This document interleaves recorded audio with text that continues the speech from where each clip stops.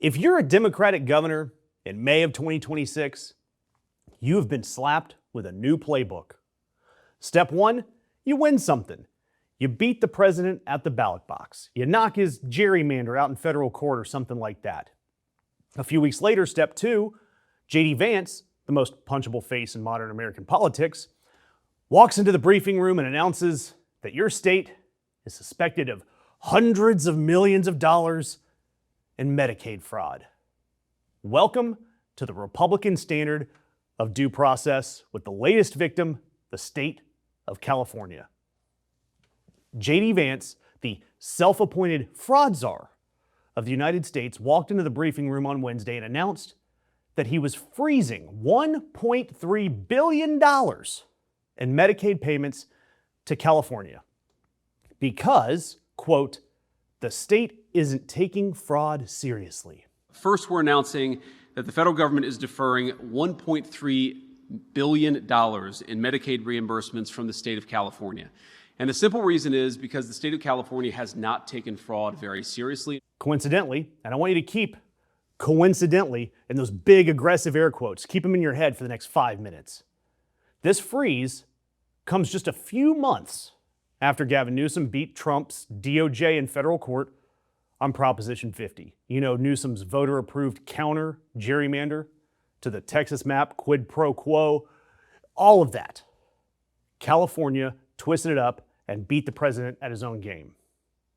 And because of that, California is going to flip up to 5 Republican House seats to blue in November. Trump might lose his majority right there. So the White House's revenge is to freeze Medicaid. Same playbook that they ran on Tim Walz. You know, the 2024 Democratic VP nominee and the most visible blue state governor in America. And we saw it. It's what caused all the unrest up there. In February, Vance froze $259 million in Medicaid payments to Minnesota. In April, he came back and froze another $91 million.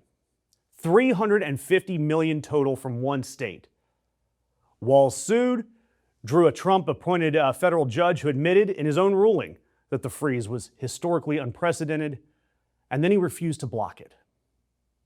We all know that Walz dropped out of his re-election bid in January because his state was being dismantled to punish him. And that's the playbook. You stand up to Trump, you lose kids' health care. Watch your autism services get cut. Watch your hospice vanish. All so that Donald Dumpster Fire can stand at a podium and say, "Look at me, I drained the swamp." Meanwhile, he's draining your mom's wheelchair. And let's talk about how Dr. Mehmet Oz, the snake oil salesman who's now running CMS, is helping pick Donald Trump's targets. Think about who these are. The Armenian community in LA, targeted for hospice fraud. The Cuban community in South Florida for Medicare fraud. Somali community in Minnesota for childcare. All of it is to go where the immigrants live. The Trump regime calls it fraud, they yank the funding, and now their foundation for the California freeze is, quote, $200 million in expenditures linked to coverage for undocumented immigrants, end quote. The same emergency Medicaid that every state provides, by the way, because Ronald Reagan signed it into law in 1986 that requires it. You cannot let a person die in an ER because they don't have paperwork. And so California Medicaid is $222 billion a year. That's how big of a chunk this is. The freeze, it's just 0.5%. It's not fraud. Not fraud at all. It's just political theater. And you've got a guy holding a press conference about a stapler shortage while the building's on fire. That's what this is. The same administration that passed the big, beautiful bill that cut Medicaid by hundreds of billions of dollars over a decade so they could pay for tax cuts for billionaires. They cut your mom's Medicaid by $10,000 a year.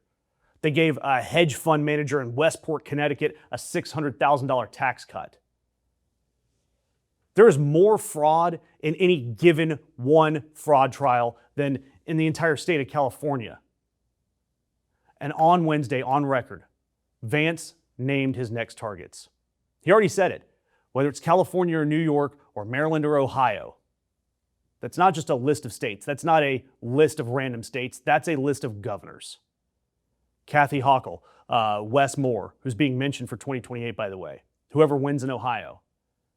You round up the usual suspects. Just round them up, pop them on TV, slap them with a deferral, and watch your local hospitals choke. When they choke, it's fraud. It's immigrants. It's Somalis. It's Armenians. It's Cubans. And as long as immigrant and fraud are in the same headline, the cruelty is justified. So just look at the playbook. They'll cut public health care in their big, beautiful bill. They'll give the money to billionaires. They put a snake oil salesman and Dr. Oz in charge of the agency. You've got J.D. Vance, the guy who wrote a book that's hating on his own people, in charge of that fraud.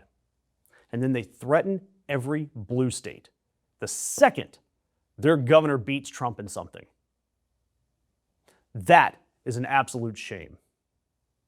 Walz lost. Newsom's next. Who's next? Who's next after that? You stand up to Trump, your kids lose their hospice care. It is absolutely disgusting.